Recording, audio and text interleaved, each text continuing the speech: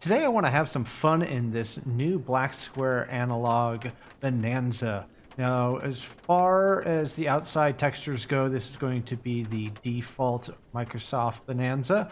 You can see they did add wingtip tanks on though, which is nice. Most of the changes come down to the flight panels and the actual flight model and sounds and all sorts of failures and that type of stuff. So there's not much to look on the outside, so let's go ahead and just jump straight on into the cockpit because we're going to be doing some true radio navigation with this. Let's go ahead and get this fired up. I'm not going to go through a full checklist, but please subscribe to the channel because at some point I will be uploading more videos on this, as well as when the Baron comes out, be doing a lot of videos on that as well. So we're going to go ahead and pop on our battery. I already have my floodlights on just so that way we can see a little bit more, and I'll pop the panel lights on as well. We've got our alternators on, our load meter onto primary. We're going to bring our RPMs to high and our mixture to full rich. From here we can also bring our throttle full forward, and we will pop on our high pump. We just want to check to make sure we're getting at least 3 gallons per hour, and we can turn that off. You only need it on for a second. Then we can bring our throttle back down and then just crack it ever so slightly. From there we can go ahead and rotate over, and we're fired up. Go ahead and get your throttle set to about 1200 RPMs because we're going to be sitting here for a minute. That I want to have that cylinder head temperature stay kind of cool. I'm also leaning out the mixture right now because with this aircraft it's so accurate that you can get fouling on your plugs from buildup, and if you let this sit, it'll actually happen and the engine will start running really rough. So while we have that fired up, let's get our avionics on here first. There we go. Now, as far as the KNS-81, what this does is it'll take a VOR or VORTAC and allow you to place it pretty much anywhere. Think about dropping an antenna, and then you're able to tune your HSI to follow a course to that actual placement of this. So how do we do that? Well, let's go over to SkyVector and have a little look. And you can see I actually have a plan already put in. Now, we're not going to go up to this VOR, but this is the first one that we're going to tune into our KNS-81. So the way the KNS-81 works is that it needs to know where you want to move this to. It does that by what radial direction you're moving it and how far you want to move it. So all we need is the frequency, which on here is 114.9. This is our first waypoint that we put in, which you can see is just... Actually, let me get rid of this quang real quick. I don't know why I put that in there. There we go. So our first waypoint is just literally plopped it down. So you can right-click anywhere and add a GPS waypoint. So that's waypoint number 1.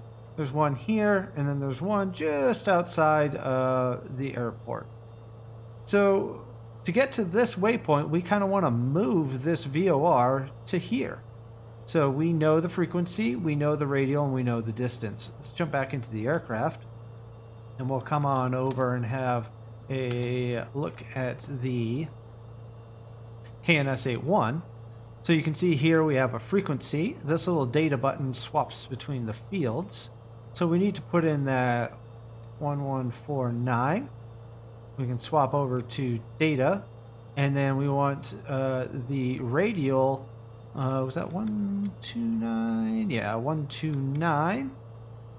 We can go ahead and change that over to 129, and the distance was 17 miles. So we can just pick that up to 17 miles. So what we've done there is told basically our computer to say, hey, that San Marcos VOR 114.9 is 17 miles away at this radial, and that's what this now will reflect.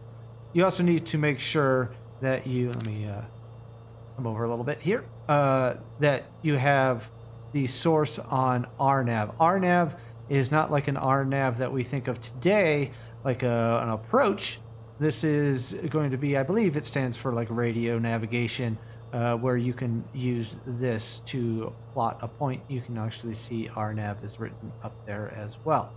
So that has moved the VOR to here. So we can go ahead and delete that waypoint to get our course, right? So now we're pretending that this is here and 110 is our initial course. So if we come over to our HSI and we can go ahead and rotate this over to 110. There we go. And we'll treat that exactly as we would a VOR. Now let's go through, and we have other waypoints that we can add. So let's go back to our flight plan. So we have this one, which is here. We know we're coming in at 110. Once we hit it, we need to go out at 92. So we don't need to add anything in for that. We just need to change our course.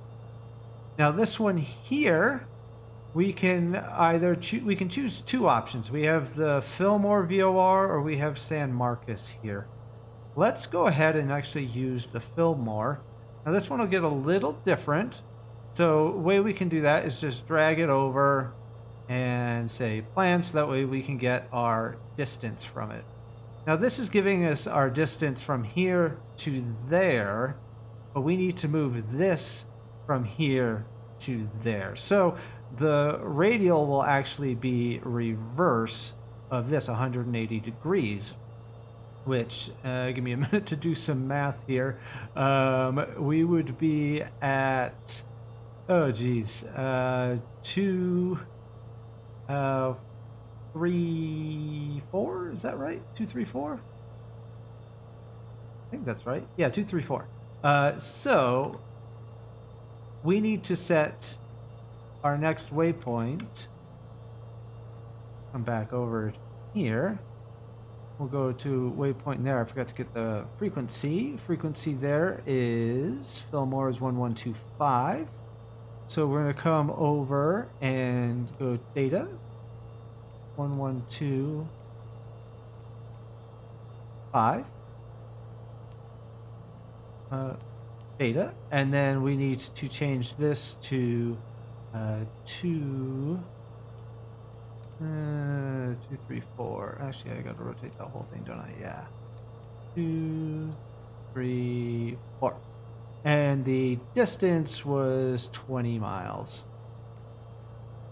So there we go. We've got our second waypoint in. Now for the next one, let's go ahead and just delete that out. As you can see, now our course is at 39 degrees, which is heading into Santa Paula. So we'll remember to set our course to 39 degrees. Now this last one, which I've set to pretty much the runway heading 2 miles out. We have to kind of do the same thing where we drag it over to Fillmore, hit plan, and it'll tell us where we need to move that one to. So we are 249 at 11 miles.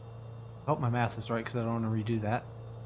So if we go over to waypoint 3, we're still going to be using, actually I got that frequency wrong in there.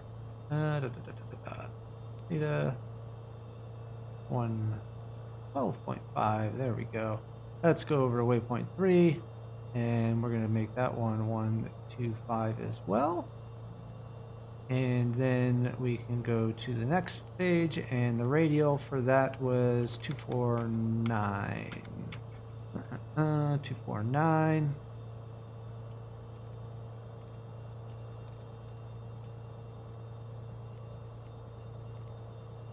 There we go, and distance was 11 miles.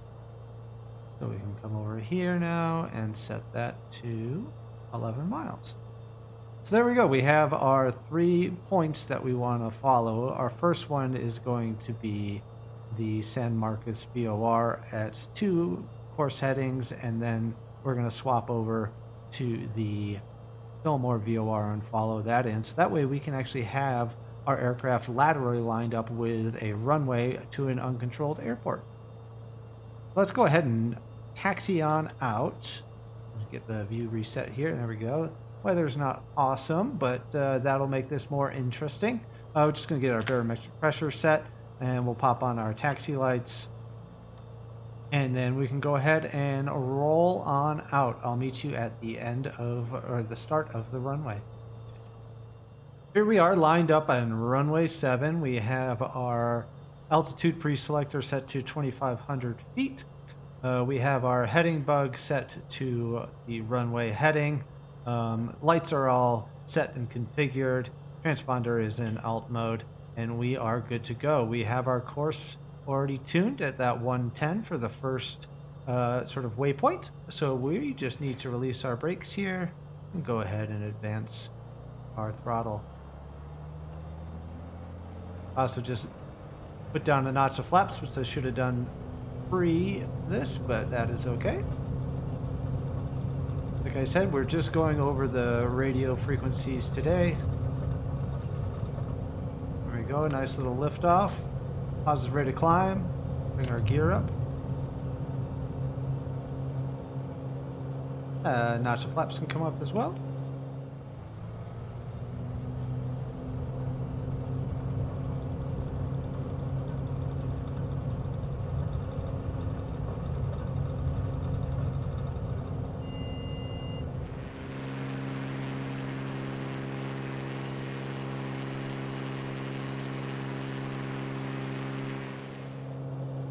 I'm already going to engage the autopilot on vertical speed mode and heading mode.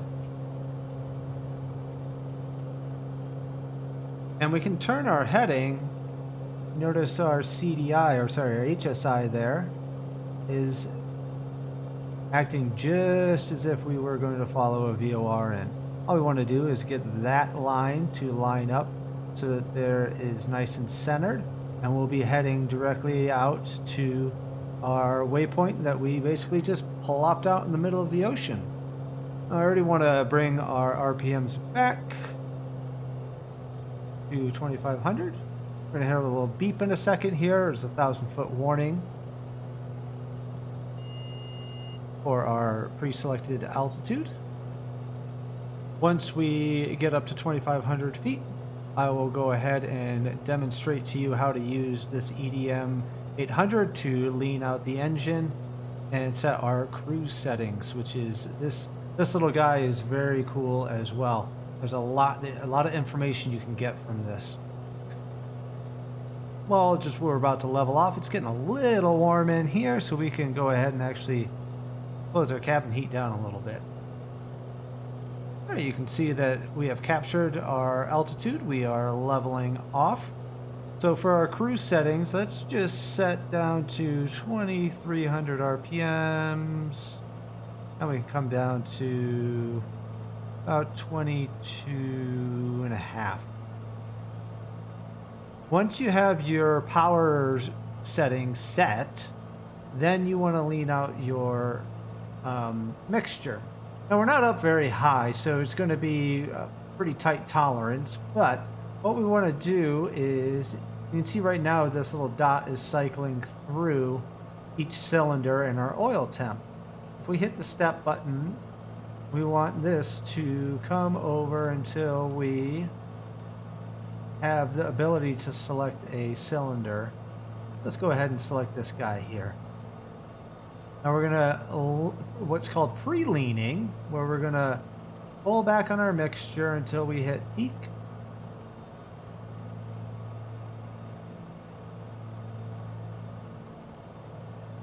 Roughly there. Let's keep going a little bit more.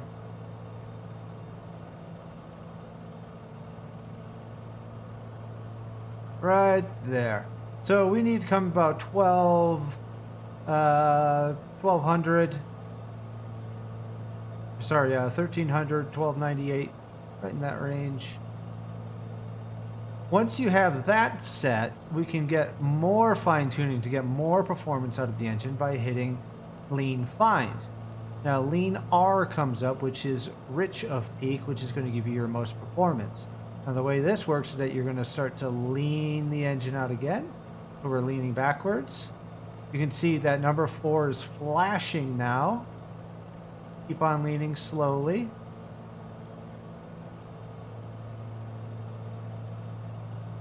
And then you get this leanest. From there, we need to go 50 degrees rich of peak. So now we have this number here where we can bring that in, and you want to go minus. Now that's not minus 50 degrees. Well, it's minus 50 of peak. So we're bringing that in. You go 50 degrees rich of peak. And there we go. We have it set. And then you can hit step to bring it back to its normal thing. And that's going to give us the best performance for our engine. You can also see that if you come down to fuel flow, it'll give you some information through here. If you have GPS and a flight plan in, it'll give you all the information as well. Looking outside, that rain has moved in. Look at that radar. Oof. This might be trickier than I thought to get into Santa Paula. We'll see how that goes. Now, as far as our navigation, you can see we are about 5 miles out, 2 minutes out. We're a little off course. I'm going to rotate on over. Now, since we don't need to change anything on our frequencies here, because essentially our VOR is staying put, right? So this is our VOR here, which is that. We just moved it to here. That all we need to do is to fly out from that at 92 degrees. So if we come in and we adjust our course over to 92 degrees, we can now see when we're going to intercept that and use our heading mode to fly at that heading. And it is gross out. So as that moves over, we're going to rotate our heading to match, and then we'll be able to fly into this mess of a storm. To have a look at our weather radar, seeing as that we do have a good opportunity to demonstrate this, these here will zoom out and in order to see the weather closer up if you need to. Now you can also click on VP, which is vertical profile, which will bring up this screen and it'll show us really the altitudes that we're at. And same again, you can come in closer if you'd like to see, you know, this is only a difference of that's 20, yeah, it'd be 2,000 feet, I believe, or 200 feet for that range there, out 4 nautical miles. Double check on our heading here. Yep, we're lined up, so let's go ahead and turn over to our 92 degrees, just using our heading bug there to rotate on over. And there's all these little storm, well, not storms, but it's pretty cool to see the rain dropping down like that. So we're just going to fly along this now. We've got, we want to, you'll see once that is changed now to an out. And according to our chart, we've got 16 miles until we need to hit this one here. When we're, I don't know, a little bit closer, I'll show you how to switch over to our next waypoint to capture that one.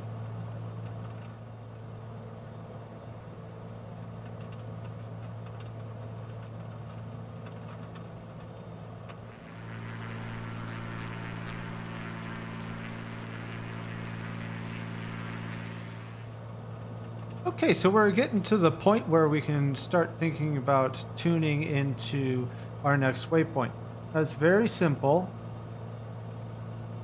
Since we got everything pre-programmed, all we need to do is go over to waypoint 2 and click on use. Now our course for that was 39 degrees, so we can just rotate over this to reach 39 degrees, and you can see we're pretty much at it already. So we can go ahead and change over our heading mode, and we're going to rotate over. We're going to start to slow us down a little bit because we are going to be getting close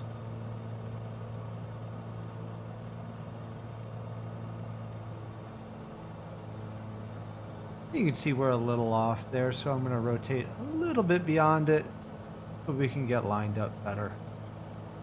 Now this one will be relatively short because really all we're doing here is lining up, you know, close, but then I want to get us even closer, and that's why I've put this about 2 nautical miles out at roughly the runway heading, which is more like 44 degrees versus the 40. And we do have that tuned to our waypoint 3. So just to fine tune it a little bit more.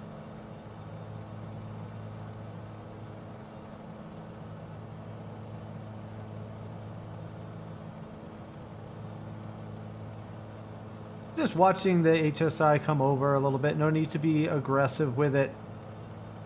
This is definitely non-precision, so this doesn't take place of like a precision landing by any means. We need to go ahead and descend as well. So let's go ahead and change our altitude down to, just go all the way down to 1,000 feet. We're going to set that relatively aggressive descent.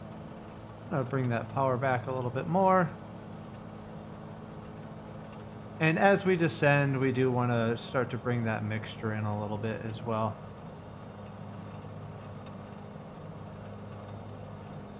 All right, so we're lined up a little better now. I'm going to go ahead and rotate our heading over.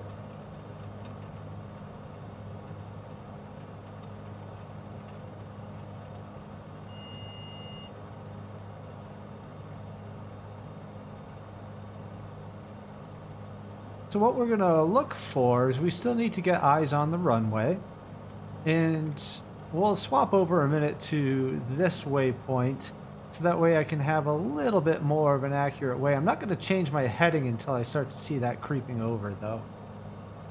So we're lined up nicely on this one now. Let's go over to waypoint 3 and we're going to click use. And that one was just at a heading or a course of 44. So we can set that to 44. So as that comes across, which it already is now,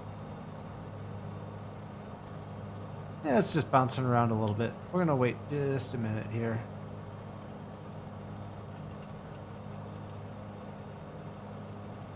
In fact, I think if we switch the mode over to RNAV approach, it'll be even more accurate for us. Yeah, it is. That's what I wanted to see, is us having it off to our left a little bit more because we're going to be turning in to get to it.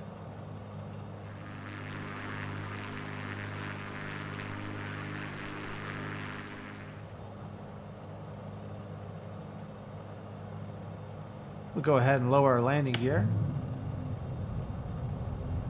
And might as well bring in our first notch of flaps.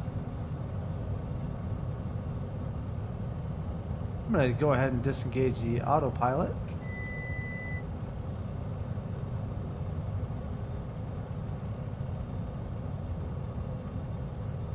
So I do have eyes on the runway. I believe it's right there.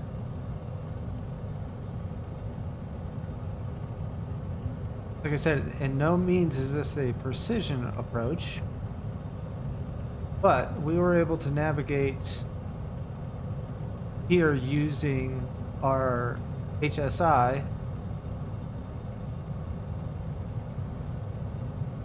And I'm still, like, this is going to line up pretty nicely, I think. Okay, we got 1 minute. Until we are, yep, there we are. We're then 1 mile. There's the runway. I'm going to go ahead and do second notch of flaps.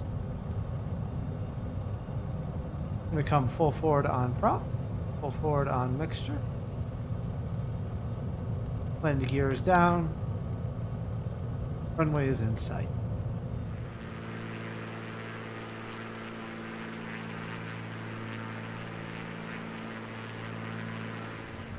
I'm going to do, oh, we already are at final notch of flaps, but there is only 2 notches on this aircraft.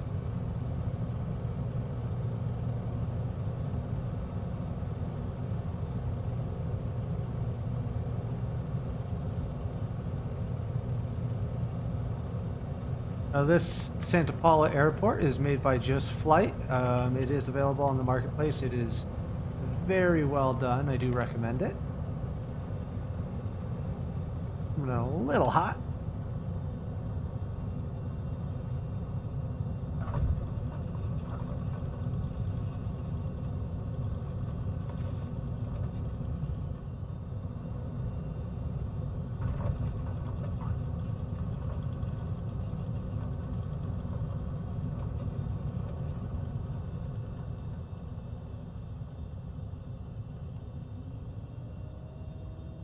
And we can park it.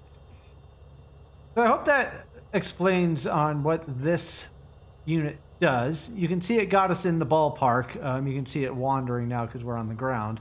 But it works very well for doing any point. You can literally move any VOR anywhere you want. And I think that is a tremendous help to doing radio navigation. If you have any questions, comments, please write them down below. Also, please like and subscribe if you want to see more videos like this on all types of aircraft. I'm definitely going to be doing more on this one as well as the Baron when it comes out. Thanks for watching. Take care.